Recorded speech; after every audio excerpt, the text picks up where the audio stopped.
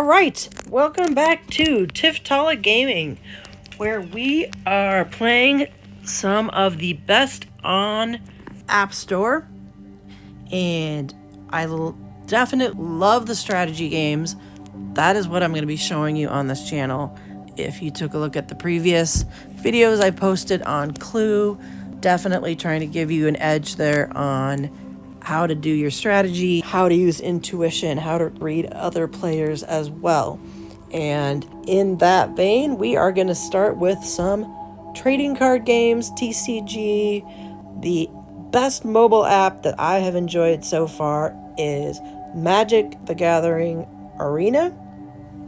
There's a lot of TCGs out there, but I really want to stick to the mobile experience here on TIFF TALA Gaming because it's very accessible. You have your phone with you throughout the day. For me, big part of when I play games is going to be my break at work, to take my mind off of work. So if you haven't played Magic, if you've never played a TCG, they are fantastically complicated, kind of like chess with cards. And yes, it's going to take you a long time to probably win a game, to learn the strategy, but I am telling you, it is worth it. Put in the time, read the cards, lose the games, and start climbing that ladder. Have some fun. And the nice thing about Magic is about every 3 months we get a new set of cards. And we just had Final Fantasy a few months ago. And even if you're not familiar or don't like a set of cards, chances are there's going to be some cards in that set that do some cool things that really help you learn and build your strategy. So it's changing all the time, and you get some crossovers too, which is great. Right now, we are going to be playing with an all silver deck.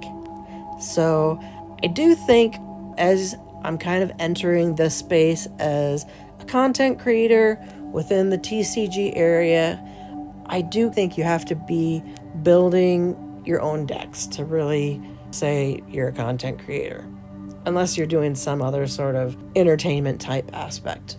So this is a deck I have built from scratch. Right now I'm climbing the ladder on standard. I'm on platinum. I do think standard is becoming more competitive. More people are coming back to standard. So let's go ahead and press play, and we'll talk about the deck. In Magic, the mulligan, which is you get your first 7 cards, and you get to choose if you want to keep them or not. You get penalized pretty hard in Magic if you don't want to keep your cards. So I've got 3 mana. This is fantastic hand. Let's go ahead and keep 7. And I'm going to go ahead and start with this town, an additional 2 life. And we will play one of our ginger brutes. The nice thing about the ginger brutes is they can be activated to only be blocked by other cards with haste. Not many cards have haste in standard right now. So let's go ahead and play a fountain court. Now, some of you might be saying, hey, the one caveat here is I've got a couple of cards that are gold, but they are still supplying colorless or silver mana. I am keeping them in my deck because they have this ability to sacrifice the land and put the 1/1 counters on the target creature, which I have used. So right now I've got a couple of those in my deck. So nothing else is on the board. So right now I don't need to use the activation feature, and so we'll just go ahead and attack. And the nice thing about this, I can pump up these ginger brutes in several ways, but generally they don't get destroyed because they're not big creatures right now. So the Virulent Silencer says artifact creatures deal the poison counter. Now, when I first played, I was kind of like, okay, this poison counter thing seems a little bit like cheating. You may feel that way. In my case, when I am building this deck and restricting myself to silver cards, I feel okay with it.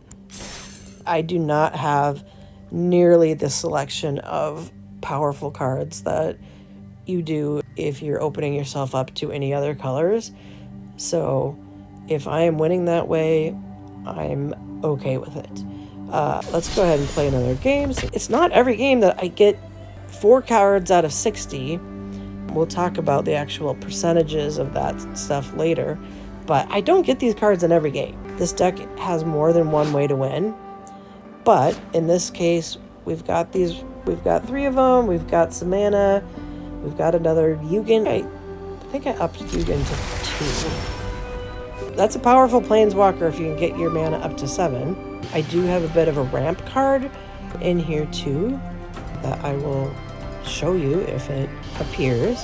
But for right now, we will play the game in front of us. Potentially this person is just taking a little time here. All right, what do they have for their little avatar? I guess it's called a companion, I think, this black dragon. If I touch it, it kind of flames. That's kind of fun. Right now, I've got this silver, or like a statue. I just chose it because it's silver. We'll go ahead and put the fountain port on there, which I like this card because you can create fish token, which are great for chump blocking later in the game. Eden of Sanctum is fantastic. Well, it's a reanimator card. You can sacrifice it to get something out of your graveyard and back into your hand. Right now I chose, I think this is from the current Omen Path. I don't know, kind of like the electricity component since I'm using the poison counters in this deck. So here, we want to play land every turn if we can. I'm going to go ahead and put the UFO. This is the ramp card here. It's also flying because you can tap it to add an extra land from your hand.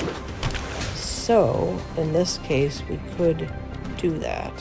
So we're going to play our Raceway because once we get to max speed, we can get a card, discard a card, which can be helpful, definitely. And let's see. Right now, we could potentially activate our card on the board.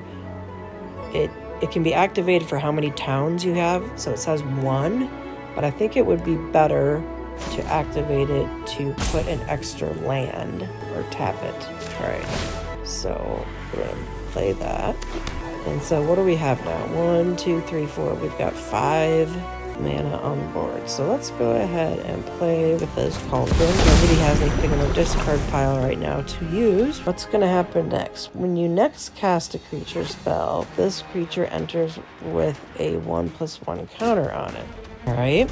So they don't have any flyers right now. So the best thing to do would be to activate the flyer.